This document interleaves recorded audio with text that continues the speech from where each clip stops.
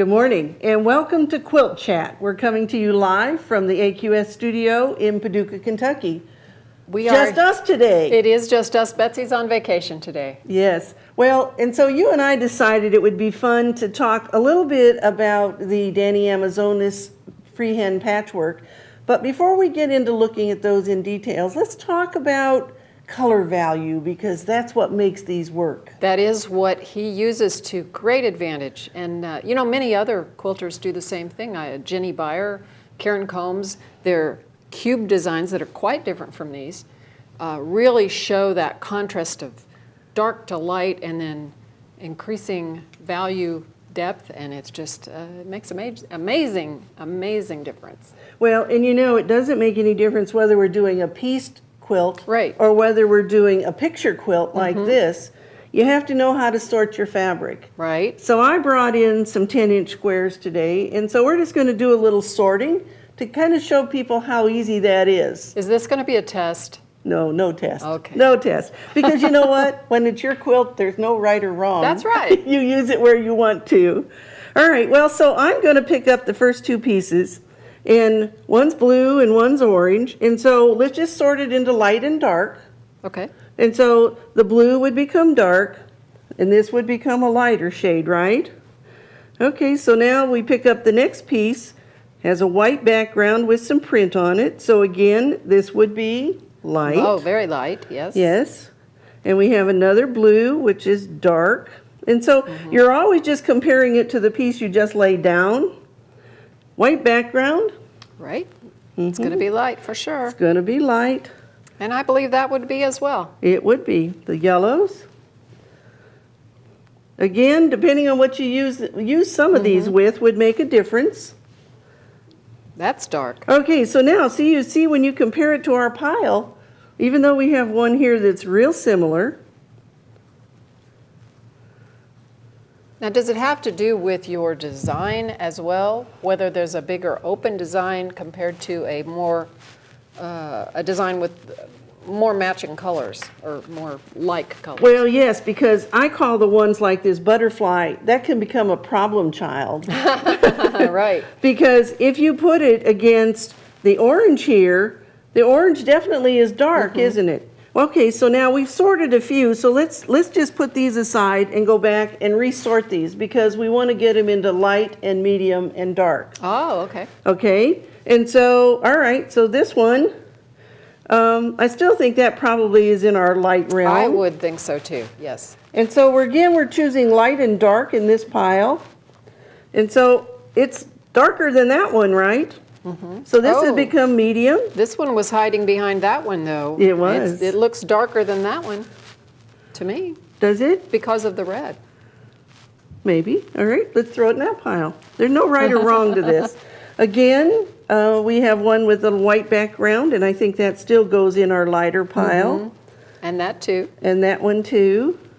And so we put this one here. So now you have a light pile and a medium pile out of that. Let's put this one in the medium pile. Okay, I think you're absolutely right with that. I think I was referring to the fact that it looks, if you're putting that against that, I think it looks darker. And so you can see that we sorted the first pile into two. Now we resorted this, and so now we have a light and a medium and a dark pile. And you know, I've had a class, I do a scrap class sometimes, and I've had people come in with nothing but pink and yellow and light greens. Right. You can still sort those exactly the same way and get it so that you can create your pattern using light against the darker of those, even though they're much lighter in value. It's another thing that you can do is to use either a photograph on a gray, black and white setting. You can really see the differences there. Or you could Xerox it. Or you can Xerox it in black and white, sure. You can also use red or green film glasses, you know, or a piece of plastic that is Yes, you know those folders that you put notes in that have the spine? You can cut those up and use those for your red or green glasses to be able to sort easily. Well, now let's talk about what Danny has done, because I have a pile here of K facet fabrics, and these are big scale. And so these are much harder to be able to sort into light, medium, and dark. There are so many different colors in each one. But you know what? He just cuts them up, and so he's isolating light pieces and dark pieces. And so if we were to look at this is his elephant, and he calls this piece Pinky. You can see how he has cut very large scale pieces. And even in the pink, this is a pink floral that he's used different places. But if you squint, when you're here at the Paducah show and you get to see these in real life, when you squint at these, you're going to see those colors all blend. There are some places, though, where he's taken tiny pieces to make a little fraction of a light as a reflection on the eyeball is a very good example. Or the little dark pieces that make the eyelid. And even the shading around the corners just to make it come out just the way he wants it to. Those are a little bit smaller pieces. So he's taken the actual structure of the design to help with his design, but he's also isolated those pieces. Well, and so, Danny, if you're out there looking, you're a master at using color value and making your freehand patchwork pieces. Now, Danny will be at AQS Quilt Week, September 13th through the 16th, and he has a whole exhibit of his work that he'll be here, and he'll be doing a demonstration every day at 1 o'clock. So if you want to find out... I didn't realize that. That's wonderful. Yeah, if you want to find out how he cuts his fabric and how he treats his fabric, because it's fused, but how he gets everything prepared for that, you can come watch those demos, and that'll be on the first floor of the convention center. Wow, that's great. All right, now we have a couple questions. Can we just sneak in a couple? Okay, Mindy's asking, would taking grayscale pictures of the fabric help determine light or dark? I think and we talked about that already. Sure. Yes. And my apologies if you're hearing some scratching from me. It sounds like I've got a problem with my scarf scratching the microphone. So I hope that is alleviated. All right, so let's look at the cat picture. Because again, you know, who does cats in pink and blue and green and lime green and purple? Look at these eyes.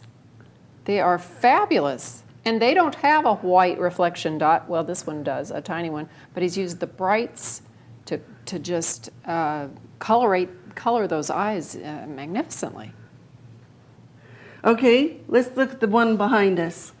Because this is huge. And I have to tell you, it's also very heavy. But this is called Feast 2. And one thing people need to realize is that Danny remade a lot of his pieces to be able to send them to our show, because normally he puts these on stretcher bars and we couldn't ship those. And so we want to thank Danny for that. Thank you, Danny. This is wonderful because the people at Quilt Weeks are loving these. Absolutely. So if you look at the green fish here, you can see how many big pieces and details he's used to make that go up the back of the fish. And here again, he's used whole designs to represent scales. You can take any kind of design and turn it into something else with a little imagination. Well, and I don't know about you, but I certainly am looking forward to sitting in on one of these demos. Absolutely. You know, there's a very important thing that he does here with both this one and this one especially. These designs pop way out because of the very dark black colors in the background. It makes a striking difference so that the designs are, they just come forward, and then he brings the white into it, the very light colors, to give a dimension that is incredible.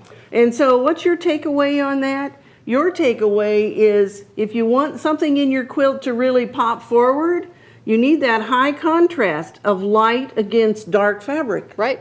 Yeah, and it works in piece quilts too, the same way. Absolutely it does. Well, we have a lot of other things going on at AQS Quilt Week here in Fall Paducah. We also have some other international exhibits. One of them is Noriko Endo, has a series of her landscape quilts. And Pam Holland is going to do has an exhibit of her work taken from her photographs.